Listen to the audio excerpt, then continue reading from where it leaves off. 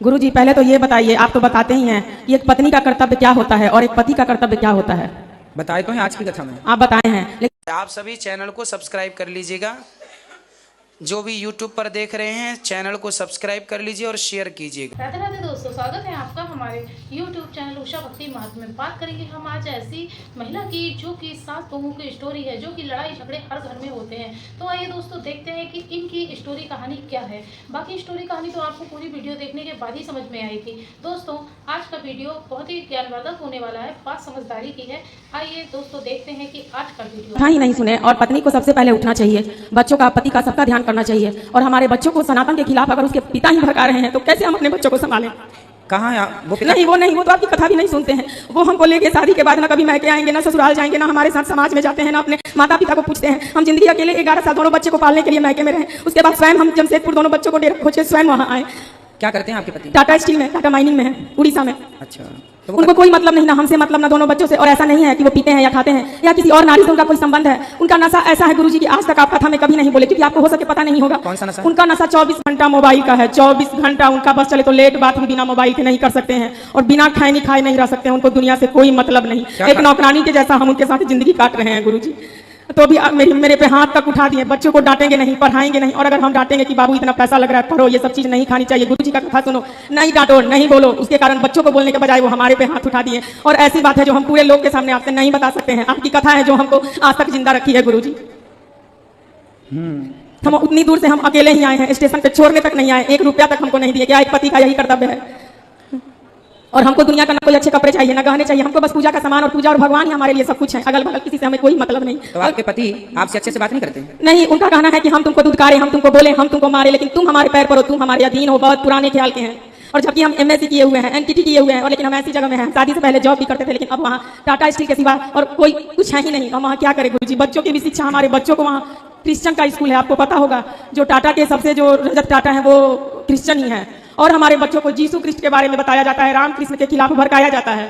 और जब हम बोलते हैं कि नहीं हम लोग बंदर के संतान नहीं, हम लोग तो ऋषि मुनि के संतान है, और ये चीज हमने भागवत जी में पढ़ी भी है। आपकी हर बात सत्य होती है, लेकिन नहीं, अगर वो कभी बैठेंगे भी तो बोलेंगे मम्मी का बात मत सुनो, वो हम लोग बंदर के ही संतान है, वो छोड़ो, जो साइंस कहता है वो सुनो। हम कैसे अपने बच्चों का भविष्य सुधारे? आखिर पत्नी पति के साथ कब तक रहती है? हमको कुछ ना करे, हमारे बच्चों को तो करे, उनका भी तो बच्चा है। फिर भी हमारी माँ कहती है तुम सुनो, करो, पति पे ही सब है। जब पति के रहते कोई पराया पुरुष, चाहे वो बिजली बनाने वाला हो, इन्वर्टर बनाने वाला हो, हम ही को सब देखना है। और उनसे नौकरानी की तरफ पैसा भी मांगना है, उनको हिसाब भी देना है। इसलिए कि हम कमा नहीं सकते, हमारी मजबूरी, हमारे बच्चे हैं। हमारा दुख देख के हमारी बहन बहनोई बोला कि तुम यहाँ आओ, तुमको नौकरी मिलेगा। लेकिन क्या करें गुरुजी, हम अपने बच्चों को छोड़ के कैसे जाए? तो आप अपना भी कुछ काम शुरू कर लीजिए ना, जब आप जॉब पढ़े लिखे हैं तो आप। वहाँ कुछ नहीं हो सकता है गुरुजी, वो माइनिंग एरिया है और वहाँ सारे उड़िया लोग भरे हैं। वहाँ कुछ नहीं हो सकता है। हम जमशेदपुर में थे तो वहाँ कुछ कर सकते थे, लेकिन वहाँ से ये जब वहाँ क्वार्टर सब मिल गया तो दुनिया का ताना सुन सुन के कि नहीं अकेली औरत कैसे रहेगी, कैसे रहेगी। आजकल तो दुनिया सिर्फ भोग भोगना जानती है गुरुजी। लोग बोलते हैं कैसे इसी उम्र में तुम योगी हो गई, कैसे रह सकती है पति के बिना? हम कैसे जवाब दे? लोगों को बताइए। क्या प्रहलाद बचपन में भक्ति नहीं किए थे, ध्रुव नहीं किए थे, लेकिन कोई इस बात को नहीं समझता है। हमारा पूरा ससुराल का परिवार ही वही है। हम इतना तक ये थे, ऐसी बात है जो सबके सामने नहीं बता सकते गुरुजी। बहुत आस लेके हम आए हैं और हमारे जो गुरु हैं वो नहीं है। हम किनसे अपना बात कहें? मैके में भी कोई नहीं है, बस एक बूढ़ी माँ है, कोई नहीं है। ससुराल में किसी को किसी से कोई मतलब नहीं है। उनका दीन दुनिया सब कुछ मोबाइल, रहने का आज तक एक घर तक नहीं बनाए। बोलिए ऐसे पति को भी क्या नहीं त्यागना चाहिए? दिल से तो हम त्याग ही चुके हैं, बस समाज को दिखाने के लिए एक घर में रहते हैं। पति को समझाया जाए, यही विकल्प है। नहीं समझते हैं गुरुजी। अगर आप उनसे अच्छा से बात भी कभी करना चाहिएगा ना तो आपके पास से उठ के चले जाएंगे। कभी भी बैठेगा बस अपना खैनी बनाने लगेगा, वहां से उठ के चले जाएंगे। आप ही को गलत साबित कर देंगे। जबकि अगल बगल सारी दुनिया कहती है कि इनकी वाइफ कितनी अच्छी है, ऐसी वाइफ तो बड़े नसीब वालों को मिलती है। और आप तो उस व्यास गद्दी पे बैठे हैं, आप तो देख के अनुमान लगा सकते हैं कि हम कैसे हैं। हम आपको क्या बताएं? अपना आदमी को ये नहीं बताना चाहिए। ठीक है, आप तो अपनी जगह बिल्कुल सही हैं। एक अच्छी पत्नी का, एक अच्छी माँ का कर्तव्य आप पूरा कर रही हैं। अब उन्हें एक अच्छे पिता और एक अच्छे पति का कर्तव्य पूरा करना चाहिए। लेकिन हमारे बच्चे का तो भविष्य खराब हो रहा है ना गुरुजी। हम उतना पैसा भी वहाँ दे रहे हैं, अपनी खुशी भी त्याग रहे हैं, लेकिन हमारे बच्चे क्रिश्चियन स्कूल में पढ़ते हैं। इस पे भी हम उनसे बात किए, कहीं रह के पढ़ाते हैं, नहीं, उन्हें कोई मतलब नहीं है। क्रिश्चियन स्कूल में पढ़ते हैं तो वहाँ के जितने बच्चे वहाँ पढ़ने जाते हैं तो क्या सबको वो लोग वही पढ़ाते हैं? हाँ बिल्कुल। यीशु कृष्ण का गाना होता है, हमारे राम कृष्ण का नहीं। हम इस पे बहुत रोए, बहुत बोले इनसे कि हम तो हिंदू लोग जो पढ़ते हैं बच्चे, उनके वो लोग ऑब्जेक्शन नहीं देते क्या? नहीं, तो स्कूल से हटा देंगे, हम लोग की मजबूरी है। माइनिंग एरिया है ना, माल निकलता है, 1500 क्वार्टर है, कहाँ जाएंगे? फिर कोई सुविधा नहीं है वहाँ, रोजी रोटी है तो रहना ही पड़ेगा। बड़ी ये करके हम आपसे मिलने के लिए उतना दूर से हम आए हैं। तो बच्चों को फिर आप अच्छी जगह पढ़ाइए जहाँ उनको अच्छे संस्कार आप दे पाएं। बच्चों के साथ तो खिलवाड़ नहीं कर सकते ना, सही है? तो ये कहीं भी जाएंगे तो लोग पूछते हैं पति कहाँ है आपके। यहाँ तक कि वहाँ के समाज में लोग ये कहना शुरू कर दिए हमारे बच्चों से कि इसके मम्मी पापा कभी एक साथ नहीं आते हैं। बोलिए, हम बोले अच्छा मत चिंता करो, हम ही कुछ सोचते हैं, अलग ही रहेंगे तब ये सवाल नहीं उठेगा। करना चाहिए। अपने अपने जिम्मेदारियों का पालन सब, इसलिए हर पति को अपनी पत्नी का, हर पत्नी को अपने पति का ख्याल रखना चाहिए और दोनों लोग मिलकर चलेंगे तब श्रेष्ठ गृहस्थी निभेगी। एक से नहीं, एक की समझदारी। इसलिए कहता हूँ कथा दोनों सुनना, दोनों को नहीं, वो तो हमें भी कथा नहीं सुनने देते। जब तक वो घर में रहते हैं हम धीरे धीरे मोबाइल पे आपकी कथा सुनते हैं। कहते हैं अनिरुद्धाचार्य जी पागल कर दिया है इसको। बोलिए, क्या जिसको भगवान में मन लग जाएगा वो रह सकता है? आप थोड़े दिन आप ऐसा कर लीजिए, आप थोड़ा पति की बात मान के देखिए, शायद आपके मानने से, आपके प्रेम से वो रीझ कर आपकी बात मानने हम लगेगा। सब करके देख लिए हैं गुरुजी, हम हर चीज करके देख चुके हैं। ना बच्चों के फ्यूचर की चिंता है ना कुछ। वही हम आपसे पूछना चाहते हैं, शास्त्र ये क्यों कहता है कि ऐसे भी पति के साथ उसकी पूजा करो, पत्नी के साथ ही ऐसा बात क्यों कहा गया है? शास्त्र ये भी नहीं कहते। शास्त्र ये कहते हैं कि नारी पतिव्रता हो तो पुरुष को भी पत्नीव्रता होना चाहिए। नारी अपनी जिम्मेदारी निभाए तो पुरुष को भी अपनी जिम्मेदारियां निभाना चाहिए, है ना। वो एक पिता पिता नहीं, माता शत्रु पिता वैरी ये न बालो न पाठिका। जो माँ बाप अपने बच्चों को गलत रास्ते पर ले जाएं, जो गलत संस्कार दें, वह माता पिता नहीं, वह दुश्मन है। ऐसा हम नहीं कह रहे। नीतियां माता शत्रु पिता वैरी ये न बालो न पाठिका, न शोभिते सभा मध्य हंस मध्य वको यथा। तो शास्त्र तो ये कह रहे हैं, शास्त्र ये नहीं कहते कि तुम्हारा पति जूता मारे फिर भी उसके संग रहो। ये तो समाज कहता है कि भाई रहना पड़ेगा। बाकी शास्त्र ये भी नहीं कहता कि छोड़ दो, परंतु समझा बुझा के, जैसे प्यार मोहब्बत से कोशिश, आदमी व्यक्ति गलत नहीं होता, व्यक्ति की संगति से गलत कर देती है, सुधारा जा सकता है। यदि आप यहाँ लाए, जैसे आप कह रहे हैं वो आ ही नहीं सकते। नहीं, वो तो आपकी कथा सुनते ही नहीं है, वो टीवी में भी खाली इंडिया अब में ये है ना कि कोई हॉस्पिटल जाए तो उसका इलाज भी हो जाए। अब हॉस्पिटल ही ना जाए तो इलाज भी कैसे हो? यहाँ आए तो मैं समझाऊं भी, शायद वो समझ भी जाए, लोग समझ जाते हैं। अब आए ना समझे नहीं, वो किसी से बात भी नहीं करते। अगर इस घर में पूजा होगी, ब्राह्मण देवता तो फिर आप ही उनके पत्नी तो हो ही, आप ही अपने पति के गुरु बनकर आप ही उन्हें सही मार्गदर्शन कीजिए। आपके पति भटके हुए हैं रास्ते से। एक पत्नी का धर्म यही है कि भटके हुए पति को सही रास्ते पे लाना। गुरुजी वो लात मारेंगे और हम उनको बार बार समझाएंगे, कोशिश करेंगे। कुछ दिन आप समझाइए प्यार से, वो लात नहीं, वो अलग विषय है कि वो उनके संस्कार ऐसे हैं, परंतु आप कोशिश करिए शायद सुधर जाए। अब छोड़ भी देंगे अपने पति को तो फिर छोड़ने से भी लाभ क्या है? नहीं है, लाभ नहीं है ना छोड़ने से। इसलिए उस व्यक्ति को समझाया जाए, समझा बुझाकर ठीक किया जाए। यही ऑप्शन है, यही उपाय है मेरे हिसाब से। आप लोग बताइए क्या उपाय है? क्या छोड़ देना समस्या का समाधान है? नहीं, पति को छोड़ देना समाधान नहीं है। बच्चे और अकेले पड़ जाएंगे, बहुत सारी जरूरतें होती हैं। गुरुजी एक पूजा करने के लिए, एक आहुति साथ में देने के लिए, मंदिर जाने के लिए हम तरसते हैं। कोई बात नहीं, आप थोड़े दिन प्रयास कीजिए, जैसे रीझे, प्रेम से, भाव से, जो आपके विचारों से शायद रीझ जाए। भगवान से प्रार्थना करो, हम भी प्रार्थना करें कि आपके पति को सद्बुद्धि आए और वो अपने बच्चों का ख्याल रखें, अपने पति धर्म को समझें। प्रार्थना ही कर सकते हैं। आप आशीर्वाद दीजिए गुरुजी। हमारा तो आशीर्वाद है। बिहारी जी आपकी हर बात सुन रहे हैं, वृंदावन में आप बोल रहे हैं, बिहारी जी सुन रहे हैं और वो सुन लेंगे। मुझे विश्वास है कि ठाकुर जी आपकी हर भावना को, हर मनोकामना को पूरी करेंगे। गौरी गोपाल भगवान सुन ही रहे हैं, सब कुछ पूरा। जो आपकी इच्छा है, जो आप कह रहे हैं, जो आपका दर्द है, आपका दुख है, बिहारी जी उसे हरेंगे, खत्म करेंगे। शादी से पहले शंकर भगवान की पूजा करती रही। हाँ। तो बीच बीच में छोड़ती भी रही, करती भी रही। कई बार सावन के महीने में स्वप्न भी दिए। तो अब उद्यापन करना चाहती हूँ। हाँ तो कर तो लीजिए। अब व्रत रख के जब करें या कैसे करें उद्यापन? जब उद्यापन बुराइयों का करना चाहिए, फिर भी आपका मन है तो आप कर सकते हैं। बुराई जैसे झूठ, कपट, निंदा, चुगली का हम उद्यापन कर लें। नहीं, वैसे तो उद्यापन नहीं करना चाहती थी, लेकिन कहते हैं ना कि लड्डू गोपाल को अगर सेवा करेंगे तो और जो है तो उनका उद्यापन करना चाहिए। ऐसा कुछ नहीं है, पर जो आपका भाव है वो आप कीजिए। भगवान की सेवा सब लोग सब समय कर सकते हैं। भगवान शंकर जी की भी आराधना आप कर सकते हैं, कोई बुराई नहीं है। और लड्डू गोपाल की भी सेवा। हाँ, कोई अलग अलग थोड़ी है। अच्छा ठीक है, राधे राधे। राधे। गुरु जी आपको बारंबार प्रणाम है। मैं ये पूछना चाहूंगी, श्यामा देवी ये फतेहपुर से आई हूँ, कि मैंने आपसे गुरु दीक्षा ली है तो गुरु पूर्णिमा को पूजा की जाती है, तो फिर कैसे मैं पूजा करूंगी? आपकी तस्वीर भी नहीं है मेरे पास और कुछ। कोई बात नहीं, आप भगवान जी की पूजा कर लीजिए, जी भगवान जी की पूजा क्योंकि भगवान ही सबके गुरु हैं। कृष्ण वंदे जगत गुरु। जी धन्यवाद। मैं बिहार में छपरा से आया हूँ, मेरा नाम साहिल सिंह है। गुरु जी आपसे एक क्वेश्चन है कि गीता में कितने श्लोक हैं? 700। 700। और श्री कृष्ण ने गीता का उपदेश कितने वर्ष पूर्व दिया? द्वापर के अंत में, महाभारत के समय दिया, आज से लगभग 5,500 साल पहले। लगभग मैंने तो सुना 7,000 वर्ष पूर्व। नहीं, 5,500 से कुछ ज्यादा कम हो सकता है, 5,500 के लगभग, 7,000 नहीं, क्योंकि द्वापर के अंत में ही भगवान थे ना। द्वापर के अंत में भगवान थे। भगवान श्री कृष्ण केवल 125 वर्ष रहे, उसके बाद कलयुग चालू हो गया। तो कलयुग की आयु अभी लगभग 5,500 साल है। 5,500 में आप 100 साल और जोड़ देंगे तो इतना 7,500 साल नहीं।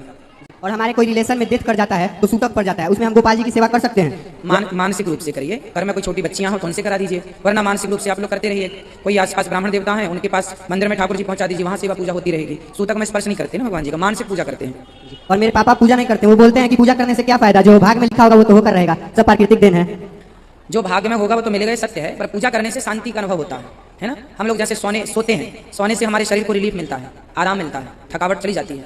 उसी प्रकार से जो हमारा मन है, हमारी बुद्धि है, हमारी आत्मा है, वह भी थक जाती है। तो हम जब भगवान का चिंतन करते हैं तो हमारे मन को, बुद्धि को, आत्मा को सुकून मिलता है। तो जैसे भोजन करने से शरीर पुष्ट होता है, ऐसे भजन करने से आत्मा पुष्ट होती है। तो ये आत्मा का आहार है चिंतन ईश्वर का। अब कोई ना करे तो उसका मन पर करने से शांति मिलती है। आप करके देखिएगा आपको शांति मिलेगी, नहीं मिले तो मत करना, मिल जाए तो आगे भी कंटिन्यू कर लेना। और जी हमारे बॉलीवुड का जो मूवी है उसमें आजकल देख रहे हैं कि बजरंगबली जो हमारे हैं एकदम भालू की जैसे बना के दूसरे धर्म की जैसे बना दिए हैं, उस पर आप क्या कहना चाहेंगे? अब आप लोग देखिए, हम तो कहते हैं कथा से, आप जैसे युवाओं को देखना चाहिए कि उन्होंने सनातन धर्म का कितना मजाक बनाया है। अब आप जैसे युवाओं को चाहिए कि ऐसे लोगों का बहिष्कार करें जो अपने धर्म के साथ, सनातन धर्म के साथ खिलवाड़ कर रहे हैं। हम तो अपना जो कथा से कहते हैं आप लोगों के लिए वो ठीक, अब आप लोगों को जागना चाहिए। आज का कोटि कोटि प्रणाम। खुश रहिए। गुरुजी ये क्वेश्चन है कि जैसे कि बच्चे पैदा होते हैं और आज 12:02 पे बच्चा पैदा हुआ तो वो डेट होती है कि भाई आज 19 अक्टूबर को बच्चे का जन्म हुआ। इसी तरह जैसे शादी होती है तो शादी हुई 20 नवंबर की और फेरे होते हैं अगले दिन 4 बजे 3 बजे। तो ये कंफर्म करना है कि शादी वो 20 नवंबर की होती है या 21 नवंबर की होगी। जैसे शादी 20 नवंबर की हो गई लेकिन फेरे लड़की वाले लेते हैं मैरिज होम में 21 तारीख की सुबह में, तो दिन अगला लग गया। अगर बच्चा समझिए जी, जो इंग्लिश के हिसाब से है वो रात को 12 बजे समय बदलता है जी, है ना जी। पर हमारी जो हिंदू सनातन संस्कृति है सूर्य उदय होते ही अगला दिन माना जाता है, सूर्योदय के पहले अगला दिन नहीं माना जाता।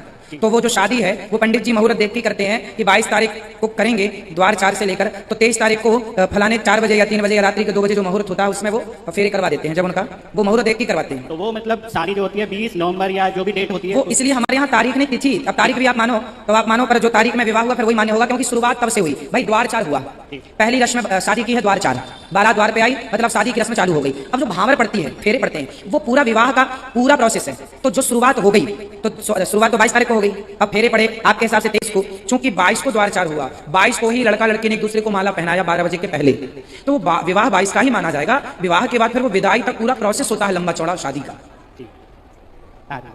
गुरु जी एक और रिक्वेस्ट, बोलिए। मुझे गुरु मंत्र लेना है आपसे कल सुबह 8:30 बजे। 8:30 बजे, ठीक है, थैंक यू। खुश रहिए।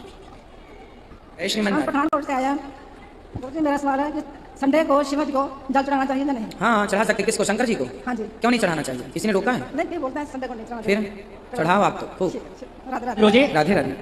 गुरुजी मेरा क्वेश्चन ये है कि मतलब कि हम अचानक हमारे पास अचानक कहीं से पैसा आ जाए और हम अपने से नीचे वालों को कीड़े मकोड़े की तरह समझ लेते हैं, तो ऐसा क्यों? यही तो अभिमान है, इसी से तो बचना है, कथा इसी से तो बचाती है। जी गुरुजी मेरा प्रश्न ये है, जो लोग अच्छा काम करते हैं उन पे लोग उंगली क्यों उठाते हैं? यही रीत है संसार की। आम का पेड़ सबको मीठे मीठे फल देता है, बदले में उसे लाठी और डंडे ही पड़ते हैं। क्या करोगे? यही रीत है। आप तो अच्छा करते रहो, लोगों का काम है बोलना, हाथी चला बाजार कुत्ते लगे हजार। अपन आगे बढ़ते रहो, काम करते रहो, बोलने दो लोगों को। धन्यवाद। राधे राधे। राधे राधे। गुरुजी जो कलश स्थापना घर में की जाती है उस समय जब भिखारी आते हैं तो उनको भिक्षा नहीं देना चाहिए कि देना चाहिए? भाई द्वार पे कोई आया है तो देना ही चाहिए। घर में आया अतिथि भूखा ना जाए तो ध्यान रखना चाहिए। गुरुजी राधे राधे। गुरु जी की चरणों में दास का कोटि कोटि प्रणाम।